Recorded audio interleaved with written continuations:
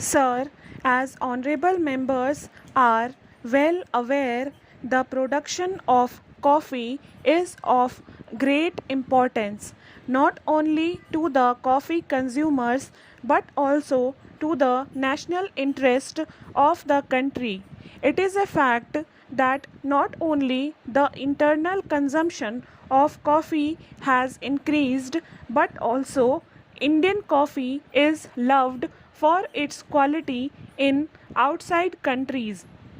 Though it is not an export commodity bringing in foreign exchange in very large dimensions, it does bring in a fairly good income to the growers, and it is in our interest to develop the coffee industry.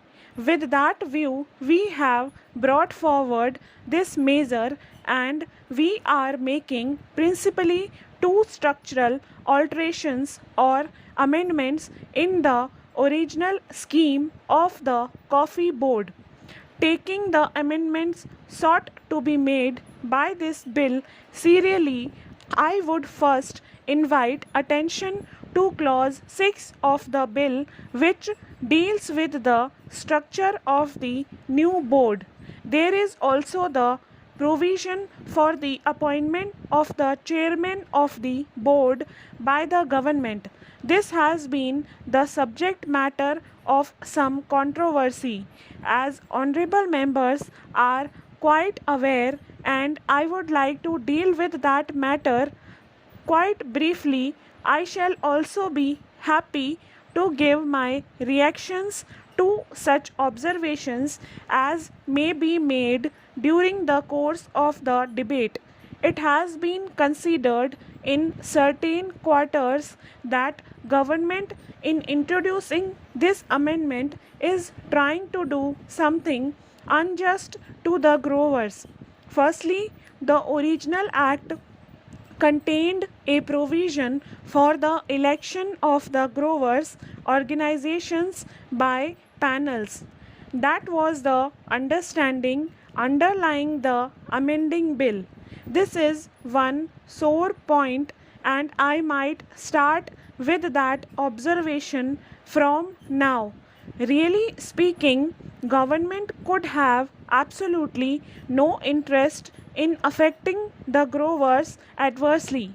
We cannot kill the goose that lays the golden egg. If we kill the industry, no one could hope to have a development in this industry. No doubt, sometimes things happened in the past and they made government come to the conclusion that the coffee board at that time did not do all in its power to see to it that the prices were under control. We have to strike a sort of golden mean. It is not that only the growers' interests are supreme, but I am quite sure that whereas the growers' interests have to be important, the interests of the consumers have also to be taken into account. Take the Tariff Commission for instance. It goes into the cost production of indigenous production and also finds out the import price of an imported product. If the import value of an imported article is rupees 30 and the cost of production of a local article is rupees 20, the commission tries to cover the gap of rupees 10 and add a little more so that the indigenous production may not work with an initial disadvantage vis-a-vis the imported product. That is what they do. So in the case of productive industry, it goes without saying that the margin to the grower should be important and should be sufficient incentive, but then we have to look at other factors also. Take the case of silk for instance. Silk is a relevant example.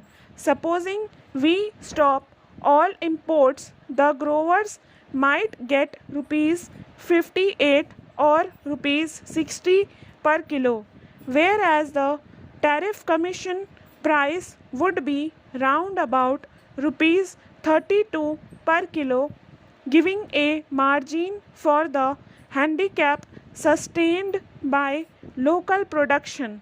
If prices soar high, they have a deleterious effect on industry.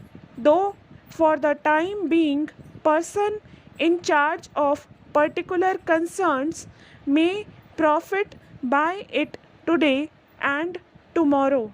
This is not beneficial from the long range point of view, and in as much as we want this coffee industry to develop in the long run into a very prosperous industry, not only to satisfy the internal needs but also to satisfy our exports as much as possible, we must take effective and proper steps. Just as we must see to it that the grower gets a proper margin, it is equally important to see that the growers' prices are not such as would result in prejudice to the particular industry in the long run. In the near future, it may be advantageous for us to do that.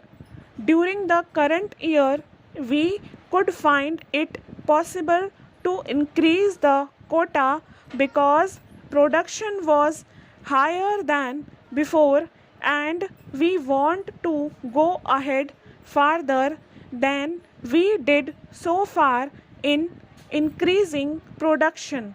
Maybe if production increases, we might be able to do it, and we would be very happy to give as great a quota as possible because it naturally helps the industry. But we have to look after the internal consumer also. We cannot neglect the interests of the internal consumer. We believe also in coffee spreading to other parts. Recently in Parliament House, we have seen how popular coffee is growing day by day, not only hot but also cold. There should be further expansion in the activities of the coffee board. Stop.